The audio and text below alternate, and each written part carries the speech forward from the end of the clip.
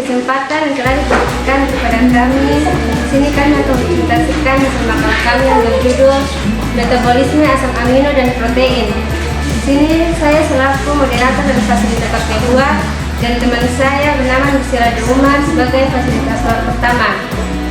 Untuk tidak mempersingkat waktu, saya kembalikan kepada fasilitator pertama untuk membacakan materi kami.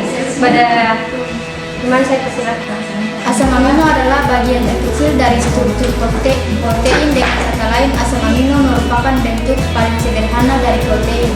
Protein dan asam amino juga memiliki banyak peran lain dalam tubuh, yaitu memperbaiki jaringan tubuh yang mengalami cedera, membantu proses pertumbuhan, dan meningkatkan massa otot, memelihara kesehatan rambut, menjaga daya ingat, menjaga keseimbangan asam basa tubuh, pembentukan hormon dan enzim, pembentukan sistem kekebalan tubuh, pembentukan neurotransmitter.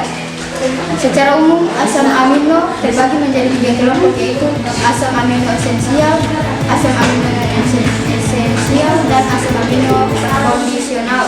Asam amino esensial merupakan asam amino yang tidak dapat diproduksi oleh tubuh, misalnya lisin, metionin, histidin, triptofan, dan valin.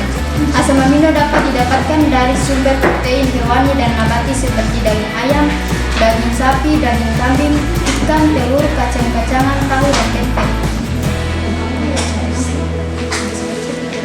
Materi yang kedua, reaksi asam amino. Seperti yang kalian ketahui bahwa asam amino memiliki 2 buah gugus fungsi. Masing-masing gugus fungsi ini tentu reaktif dan akan menjalani reaksi-reaksi tersebut. Berikut reaksi baik yang terjadi terhadap gugus amino maupun gugus karboksil.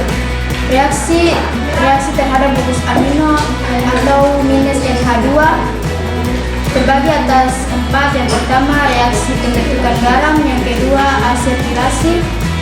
Yang ketiga, reaksi Van Steel dengan reaksi asam nitrit. Yang keempat, deaminasi.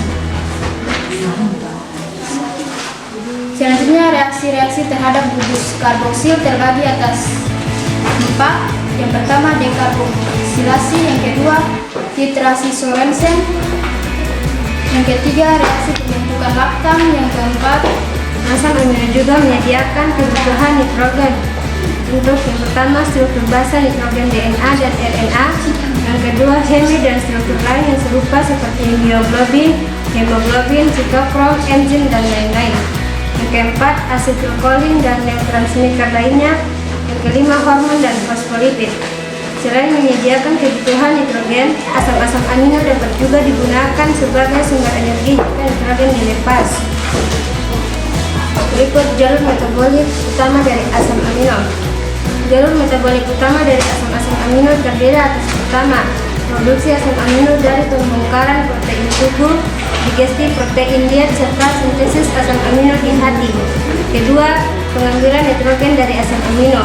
Sedangkan ketiga adalah katabolisme asam amino menjadi energi melalui siklus asam serta siklus urea sebagai proses pengolahan hasil sampingan pemecahan asam amino.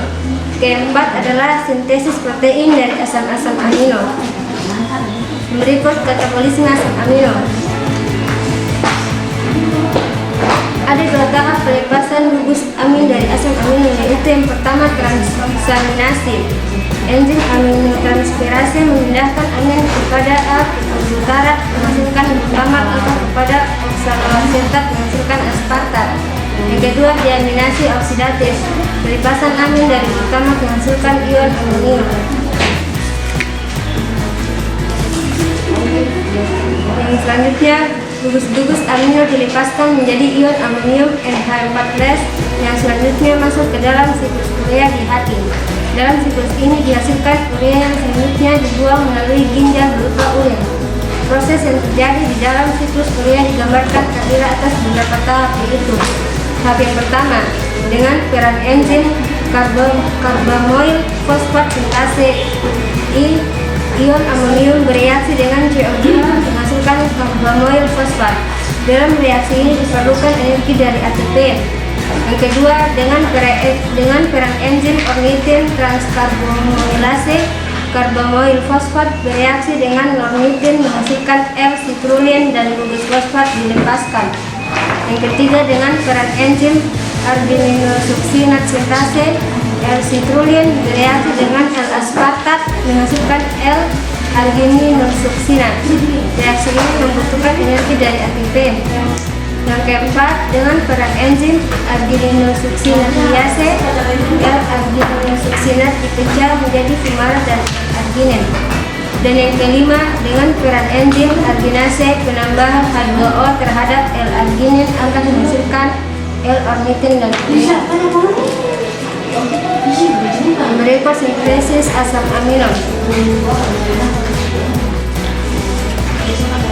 Semua jaringan memiliki kemampuan untuk mensintesis asam amino yang esensial, bukan mengeliling asam amino, serta mengubah rangka karbon non asam amino menjadi asam amino dan lain-lain yang mengandung hidrogen. Asam amino glukogenik adalah asam amino yang dapat masuk di jalur produksi keempat, yaitu bagian siklus asam sitrat seperti A, bikarat atau oksaloasetat.